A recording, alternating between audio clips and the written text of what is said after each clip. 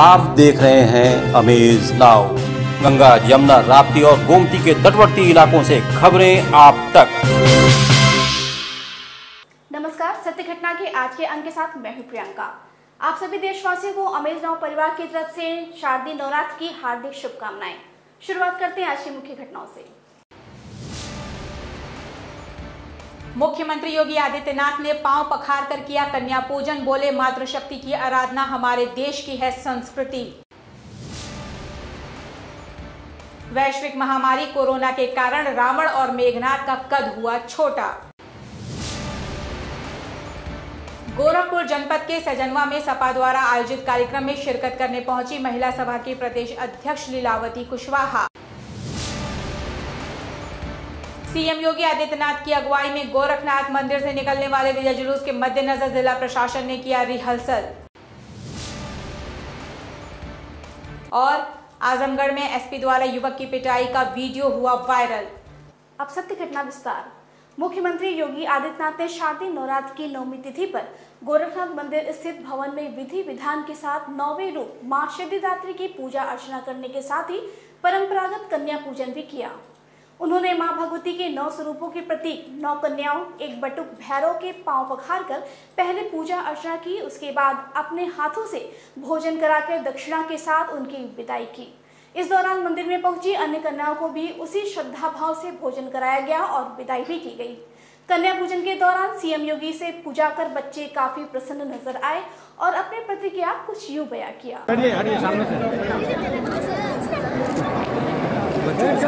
Madam पीछे आ जाइए ना। बेटा वहीं बैठो। पीछे हट जाओ। यहाँ पर महाराज जी मेरे पाँव धुले और चुनरी उड़ाई, मुझे तिलक लगाया और आज नवरात्र है, मुझे महाराज जी ने गिफ्ट भी दिया। मैंने सुनाया था एक चीज, ओम त्र्यंबकम यजामहे सुनाया। मेरा नाम साक्षी गुप्ता है। साक्षी, ये बताओ आज आप यहाँ क्यों आए थे और क्या हुआ है? मैं यहाँ पे महाराज जी के हाथ से कन्या खाने आई थी और यहाँ पे उन्होंने मुझे अपना आशीर्वाद दिया और यहाँ पे मुझे दक्षिणा भी दी और मेरे पाँव भी धुले। कैसा लगा? मुझे बहुत अच्छा लगा। कुछ बोला भी महाराज जी ने? हाँ, महाराज जी ने मेरे साथ फोटो भी क्लिक की। कौन है आपके महाराज? मुख्यमंत्री है मेरे महाराज जी। इस अवसर पर मुख्यमंत्री योगी आदित्यनाथ ने प्रदेशवासियों को नवरात्रि और दशहरा की बधाई देते हुए कहा कि मातृशक्ति की आराधना हमारे देश के 9वें दिन कन्या पूजन का विधान है। शारदीय नवरात्रि की आज 9वीं तिथि है।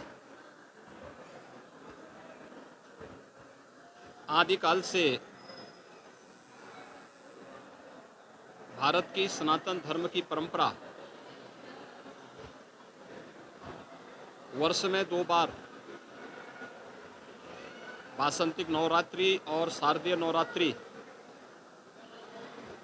के आयोजन को शक्ति की अधिष्ठात्री देवी के पूजन और अनुष्ठान के रूप में आयोजित करती आ रही है। हजारों वर्षों की इस विरासत पर हर भारतीय को गौरव की अनुभूति होती है। कोरोना का कहर भले ही कम हो गया हो, लेकिन दशहरा पर जलने वाले रावण और मेघनाथ पर इसका असर देखने को मिल रहा है। गोरखपुर जिले के बेनीगंज में पीढ़ियों से रावण और मेघनाथ का पुतला बनाने वाले मुस्लिम परिवार के मुखिया की माने तो कोरोना के नियमों के कारण न तो सिर्फ पुतले का आकार छोटा हुआ है, बल्कि दाम भी कम मिल रहे हैं।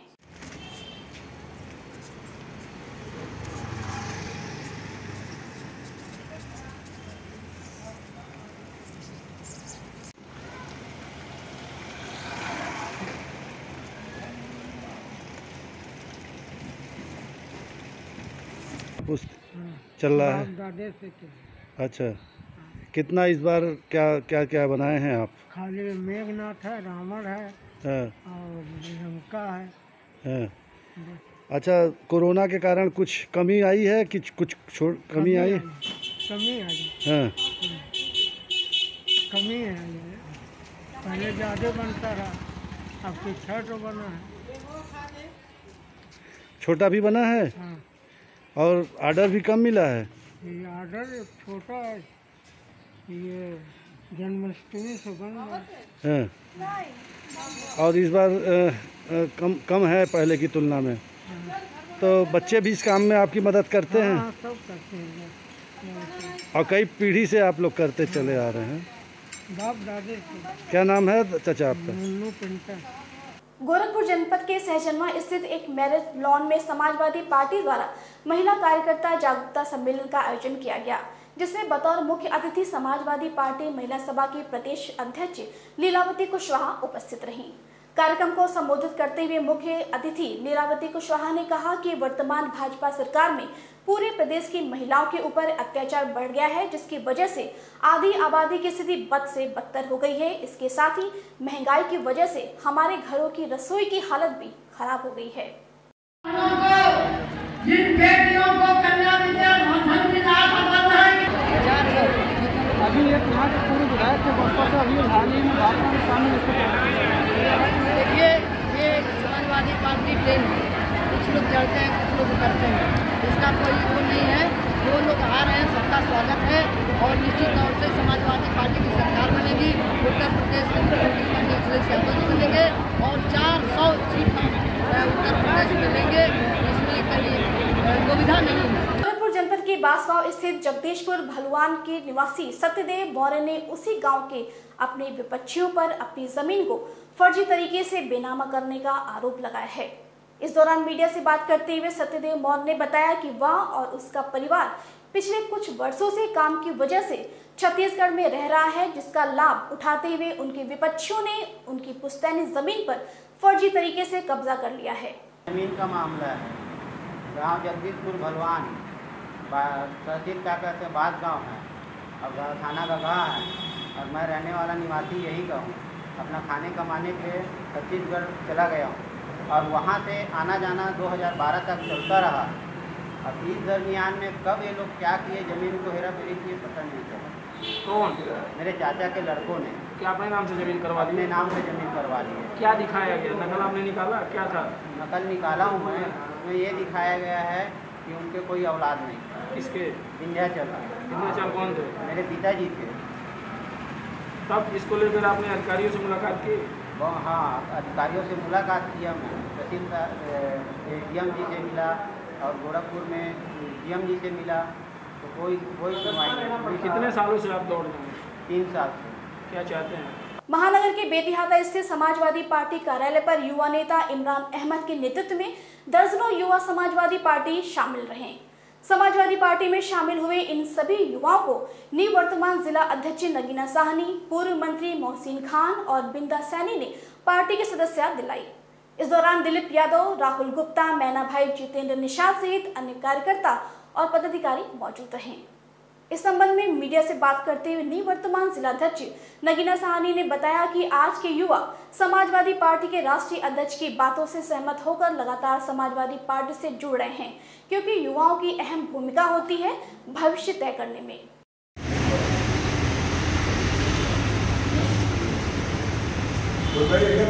बड़े पैमाने पर किसान आंदोलनरत है और समाजवादी पार्टी के लोग भी उनके आंदोलन के समर्थन में लगातार आंदोलन किए।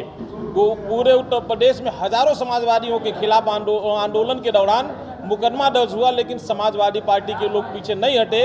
हम समाजवादी लोग किसानों के लिए लड़ रहे हैं और भारतीय जनता पार्टी की जो सरकार है जो करती वो करती नहीं है। इन्होंने कहा किसानों का आय दोगुना होगा, लेकिन दोगुना कौन कहे? जो किसान अपनी जमीन के मालिक हैं उनको मजदूर बनाने की साजिश भारतीय जनता पार्टी की सरकार कर रही है। तो आज इन सारी चीज़ों को देखते हुए जो भी आज उत्तर प्रदेश में जितनी भी योजनाएं हैं वो समाजवादी सरकार की है।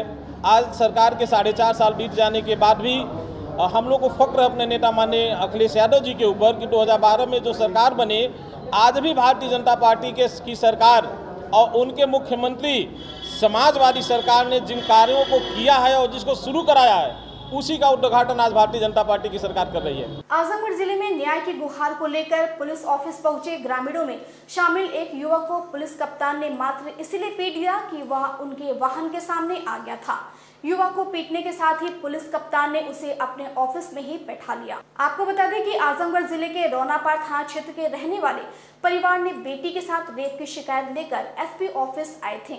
परिजनों का आरोप है कि 10 वर्षीय बालिका के साथ बीते 8 अक्टूबर की रात रेप की घटना को अंजाम दिया गया, जिसे चक्रपाणीपुर मेडिकल कॉलेज में भर्ती कराया गया, जहां इलाज के दौरान उसकी मौत हो गई। हालांकि परिजनों द्वारा इस मामले को लेकर रौनापाड़ थाने में शिकायत भी दर्ज कराई गई थी, पर मामले को थाने की पुलिस ने गंभीरता से नहीं लिया, जिससे नाराज होकर बड़ी संख्या में ग्रामीणों ने एसपी ऑफिस पहुंचकर शिकायत तो की। वहीं रेप पीड़िता की मौत के मामले में सुनवाई न होने से नाराज युवक ने एसपी की गाड़ी के सामने आ गया था, जिससे नाराज होकर एसपी सुधीर कुमार सिंह ने गाड़ी से उतरकर युवक की पिटाई कर दी। युवक की पिटाई का यह वीडियो सोशल मीडिया पर जमकर वायरल हो रहा है।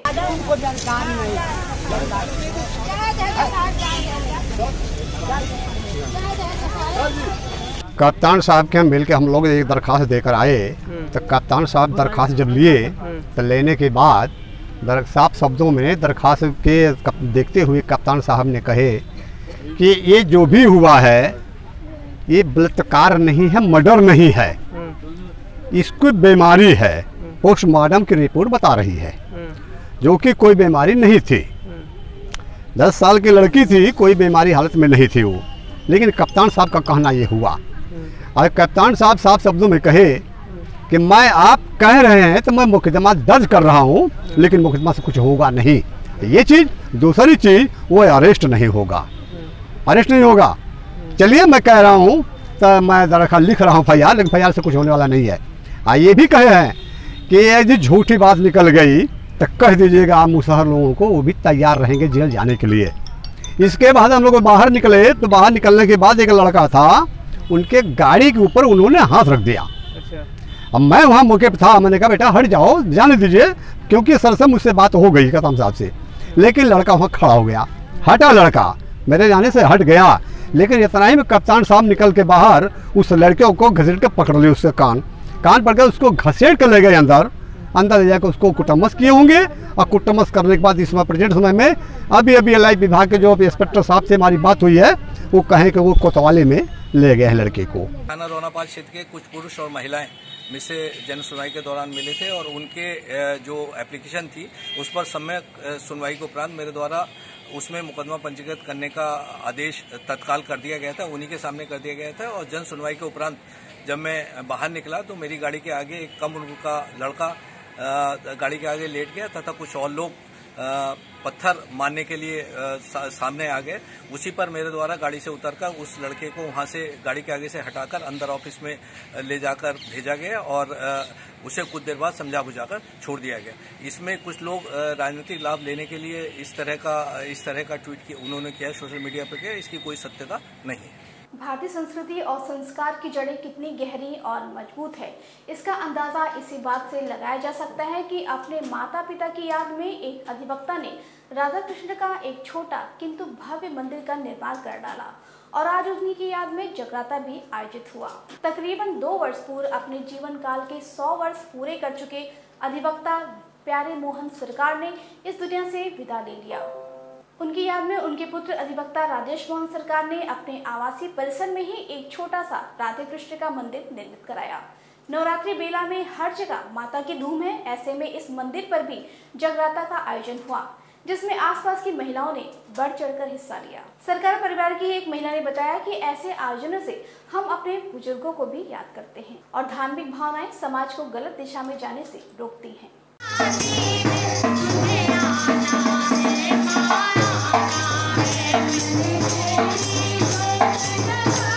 ये मंदिर श्री राधे कृष्ण भगवान जी की बनी हुई है और हमारे पापा जी ने बनवाया है अपने पापा जी के नाम से, श्री प्यारे मोहन सरकार और उनकी पत्नी श्रीमती कृष्णलता सरकार जी के नाम से ये मंदिर बनवाया स्थापित किया गया है 15 जुलाई 2021 को।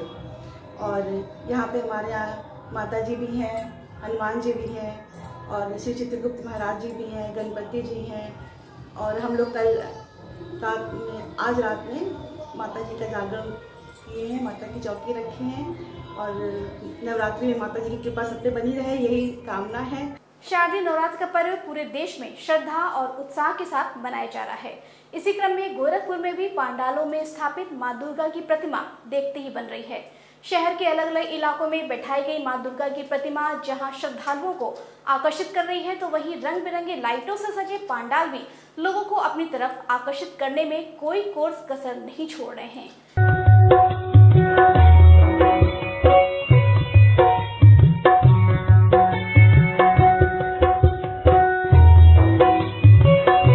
विजयदशमी पर गोरखपुर के गोरखनाथ मंदिर से निकलने वाले विजय जुलूस के मद्देनजर आज एक रिहर्सल जुलूस प्रशासनिक और पुलिस अधिकारियों ने भारी फोर्स के साथ निकाला। आपको बता दें कि दशहरे के दिन गोरखनाथ मंदिर से महंत व सीएम योगी आदित्यनाथ मानसरोवर से रामलीला मैदान तक विजय जुलूस के साथ निकलेंगे, जहां वो मानसरोवर मंदिर में पूजा करने के बाद रामलीला मैदान में चल रही रामलीला में भगवान राम, माता सीता, लक्ष्मण और हनुमान जी की आरती करेंगे।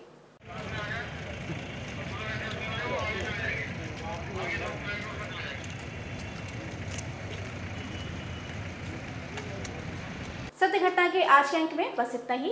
तेज सटीक और ताज़ी घटनाओं को जानने के लिए जुड़े रहें आप अमेज नाउ के फेसबुक पेज, यूट्यूब चैनल और वेब पोर्टल से।